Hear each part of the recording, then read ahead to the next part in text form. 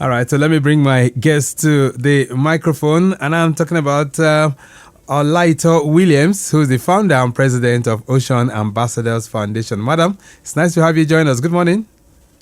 Good morning, Mr. Victor. How are you today? Nice having me. Great.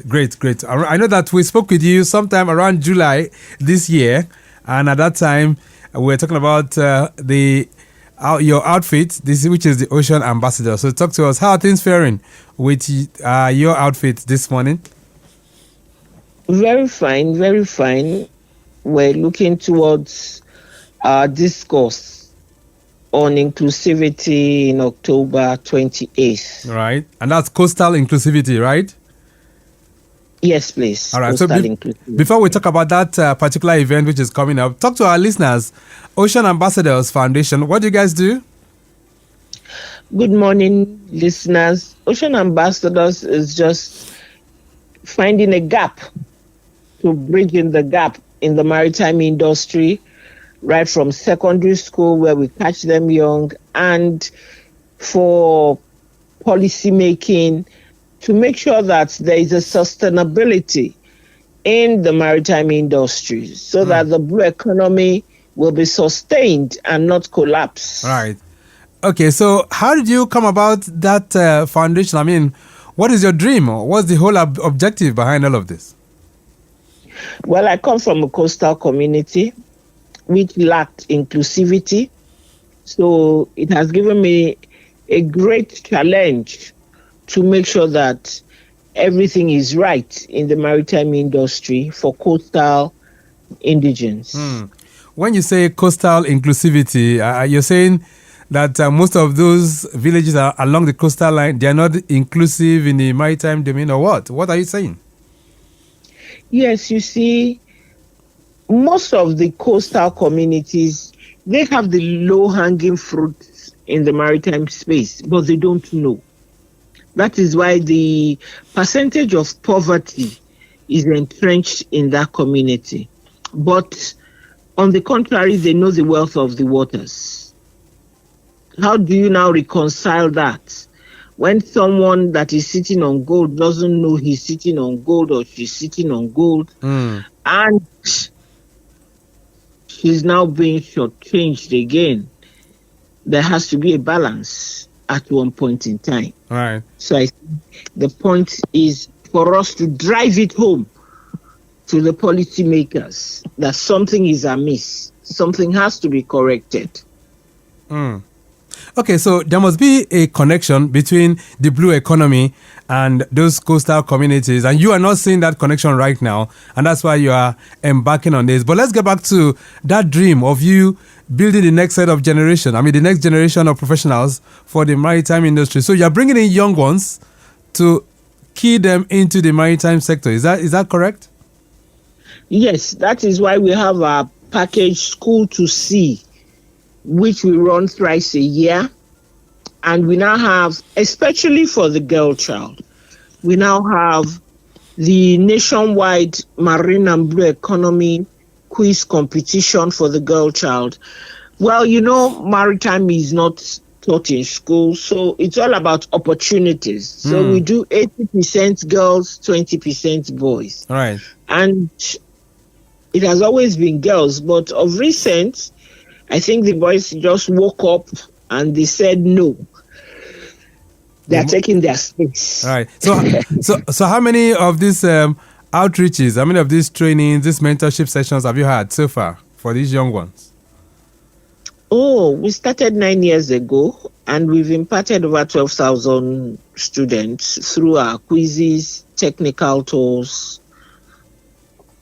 Wow. And this is for the young girls, but except for now that you're including the young boys, right? Yes. Because, the percentage, the inclusivity of the girls in all careers is minimal. And to think of it that globally we have just 2% of the women folk working is really alarming. So we just must be intentional about advocating, sensitizing the girl child that no, you are not for the other room. You are supposed to be on top of the ladder Right. and you compete favorably with your peers. And those who are listening to you this morning speaking passionately, they'll be wondering what drove you into this, or perhaps what's the compelling force behind your interest in this younger generation? Yes, I needed to plow back because unfortunately, where I come from was the first harbor in Betty in Eko, then not Lagos State. That was where I grew up. And there we used to see the vessels that berth. We saw seafarers come into the neighborhood, but we didn't have mentors. We didn't have role models. If then there was inclusivity and not only trade, I'm sure the trajectory will be different. But we didn't have all that. They only came to trade. So when I went to a friend's office, coincidentally, and I saw a flyer that had ABC of shipping. So I sat down and I was wondering, ABC of shipping, is there any other ABC alphabet aside what we were taught in our primary schools? Right.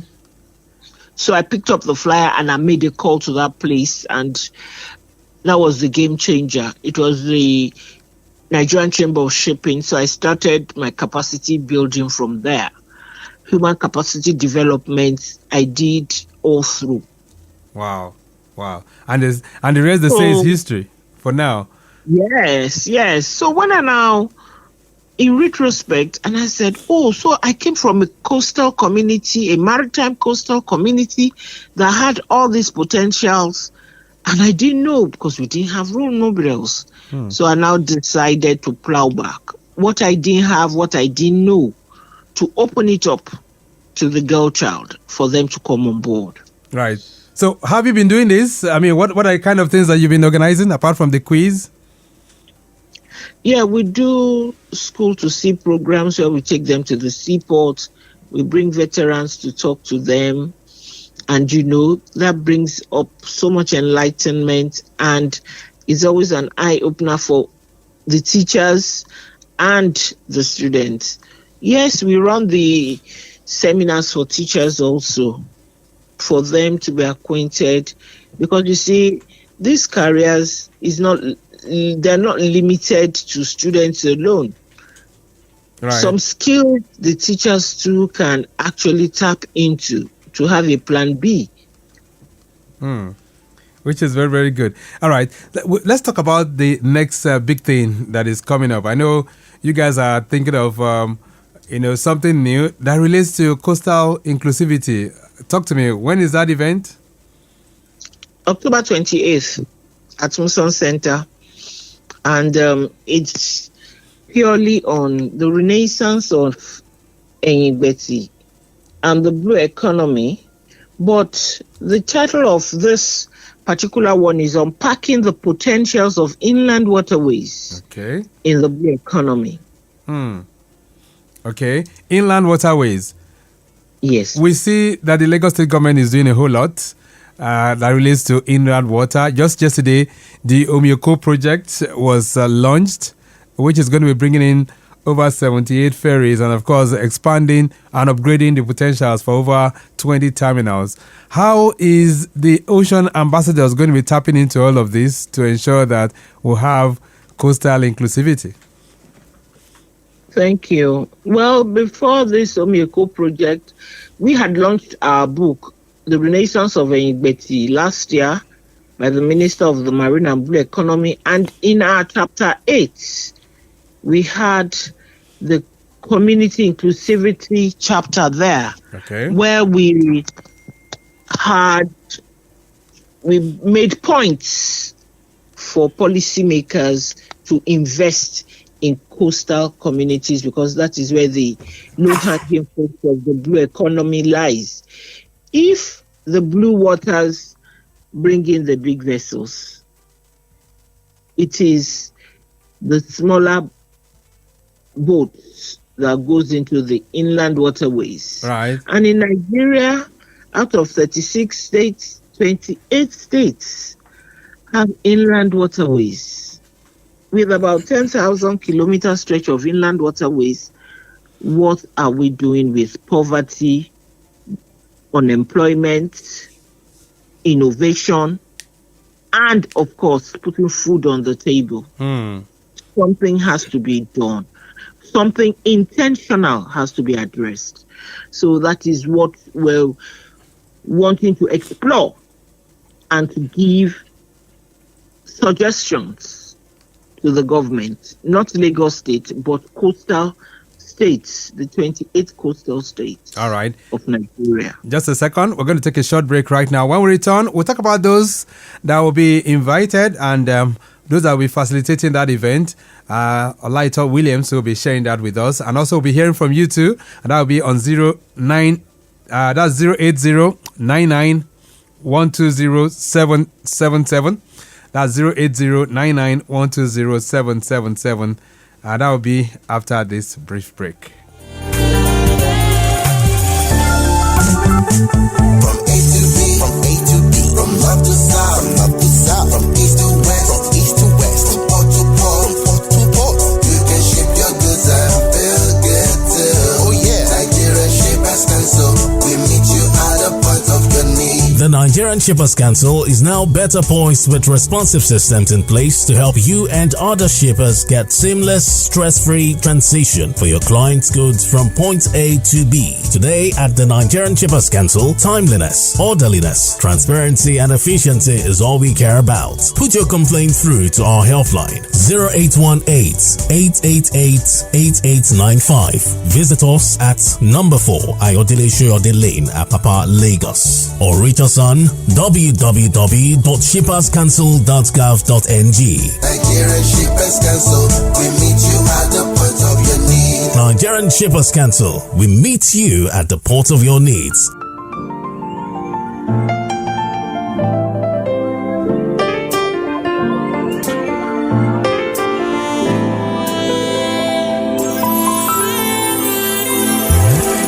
Lagos Traffic Radio 96.1 FM. I see you have with me on the phone line Honorable Olaito Williams, who's the founder and president of Ocean Ambassadors Foundation. And this morning we are promoting diversity and inclusion in the maritime space, looking at the next set of professionals. Iju Shaga Corridor, very free right now. If you're moving in from Fagba intersection towards Jonathan Coker, very, very good to go. Same for the return journey. Back to the railway line is also looking very, very good and nothing to worry. Most other areas are still very, very cool and calm.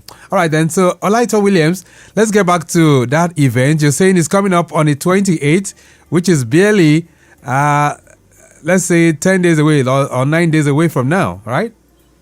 Yes, please. And it's holding where? Muson Center. So who are those that will be gracing the occasion? Who are the major speakers and what should we expect at that event? Professor Adele Jinodu, of course, is our keynote speaker, a renowned speaker on contemporary and social issues. And of course, a son of Betty. And you see, we need to come up with blueprints through CSR, because the collapse of Betty, if we had something called social responsibility for community, for host communities, I'm sure this wouldn't have happened. We would have, like I said, have role models. Then with the blue economy that has come to play, it goes beyond just having skeletal schemes. We have to be intentional with the 65% of the youths that are unemployed. Honestly, the 65% are not in the urban setting.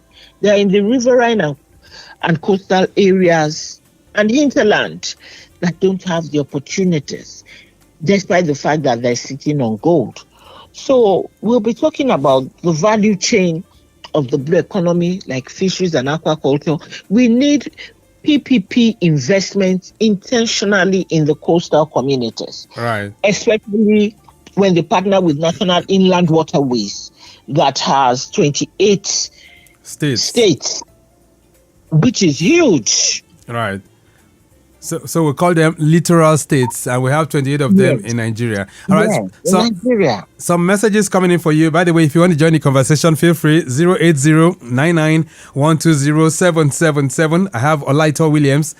She's someone who's very, very keen at ensuring that the next generation of professionals in the maritime industry can be cut, we can capture them now and ensure that we can build sustainability for the industry. This one says, Madam, do you think the maritime industry in Nigeria is friendly enough to women and young people? Lola They're is not. saying that. They're not. Why do you say They're that? not. Why do you say that? That is, yes, when you look at the percentage, even in NIMASA wrote about seafaring, we have just 8% of the girls in seafaring. Aside that, at the managerial level, in Right. even shipping companies, they're all male dominated. The women fight for their right to get to the top. Right. It hasn't been easy even for ocean ambassadors as a president to get to this level after 9 years. Wow. All right. That's a stark reality that we have. Another one here says, good morning, Ma. Can someone who didn't study anything related to shipping or the ocean still find opportunities in the maritime space? Jide from Oshodi sending this one in. Jide, thank you. Madam? Very, very, very, very true. I wasn't into maritime. I didn't have a first degree in maritime. I just stumbled into it. I was a treasury manager in a bank. Then it depends on your interest and passion, and you start crash programs for yourself, because there is no career you have on land that you don't have in the waters. Right. You don't all have to work in the ship. Supply chain management is there for anybody. And now we have African Continental Free Trade Area where, we still need experts. Right. So by the time you start helping yourself, You can join the you will profession. get there. All right. This one says, please, Ma, does the Ocean Ambassadors Foundation offer scholarships or mentorships of students who want to join the industry? Mr. Barua is sending that one. Mr. Barua, thank you. Well, we don't get direct. It's always a cap in hand. Last year, APM Terminals wonderfully gave us 3 scholarships for our first, second, third prize winners of our nationwide virtual marine and blue economy quiz. 2 years ago, Nigerian Ports Authority gave us 2 scholarships, and NIMASA during their NSDP program gave a scholarship to one of our boys who went to India to study nautical sciences, and he's back. Wow. We don't offer scholarships directly. Okay. All right. This one says, good morning, Victor. Happy weekend. Do you think Nigeria is tapping fully into its maritime potentials, or we are still scratching the surface? David Ola is sending that one. David, thank you. Well, maybe Olaito Williams can answer that one for us. Well, we're not there. We're not there yet. That is why we're now talking of coastal inclusivity, where we're supposed to know that if we invest there, the turnover of investment there will be alarming, job creation will be there, there will be sanity, renewable energy, which will be free. We're not there yet, but the minister is working hard to make sure we get there. Let's talk about this. Like now, we're working towards getting back into IMO. Okay. And the minister is working assiduously For that. in All right. making sure we get there. Let's talk about this So event let's- coming up at Musam Center. So who can be part of this? Policy makers, we need more investors, bankers, then of course maritime stakeholders and various governments from the 28 states Okay. to come and see what they can replicate. If it is ecotourism, if it is water transportation, one thing a state must be identified with. Right. And I hope you'll be able to reach out to all these littoral states, these 28 states that we're talking about. Have you reached out to them? We're trying to. Okay. All right. Let's hope this comes up Because well. like one of the panelists is from Bielsa. All right. So hopefully we should be having strong delegations from the various states that have water within their domain, right? We should. Okay, let's begin to wrap all of this up this morning. This is your own idea, right? Who are those supporting the Ocean Ambassadors so that you can, look at best ways of promoting coastal inclusivity and also, training and mentorship for these young ones? Well, NIWA, the major stakeholders, NIWA, NIMASA, MPA, ENL Consortium, Shippers Council. Then we have individual master mariners. Then we have individual stakeholders that believe in this cause. Okay, so they've that been we're all working together. all right, and they've been supporting as well. I said they have been supporting as well, right? Yes. Okay. Like Stars too is doing a lot. Stars is doing a lot. Okay then, madam, it's so nice having you on the program. Quickly, as we round off, what's your message to the maritime community, and of course, where do you see the blue economy in another 10 years from now? If we're intentional, if the maritime space is intentional, honestly, like the minister said, we'll surpass oil because we're still dredging, Right. and oil is depleting. All right. And for the viewers out there, please, let's be intentional, especially the investors. We need more investors in the coastal communities, especially the banks, with a single-digit loan Right. or facility, especially Bank of Industry. Ocean Ambassadors have started something with Bank of Industry, and this is the best time Right. for them to reach out to the littoral states Okay, and do more. so for those that want to reach out to you, how can they get in touch? Quickly. 080 Mm-hmm. 23 Right. 24 Right. 74 Right. 34. Okay, that's 2324 74 34. 34. Madam, it's nice having you on the program. Thank you so much for connecting with us this morning. Thank you very much for having me.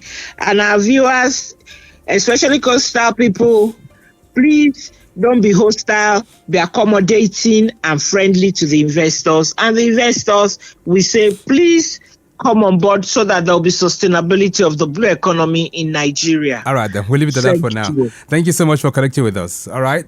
So we have been promoting diversity and inclusion in the maritime sector, the Ocean Ambassadors Blueprint. And our guest this morning, Olaito Williams, who is the founder and president of Ocean Ambassadors Foundation. We have to go. Mike James has produced the program this morning. I say a big thank you to Rebecca Adamu, who's Assistant Director of Public Relations for the Nigerian Shippers Council. In the studios, Oyinkosola Iku, and of course, maximum shout out going out to Okpayemi Shedunke and Remi Aloko of our social media unit. My name is Victor Oteri. Have a splendid weekend. Bye.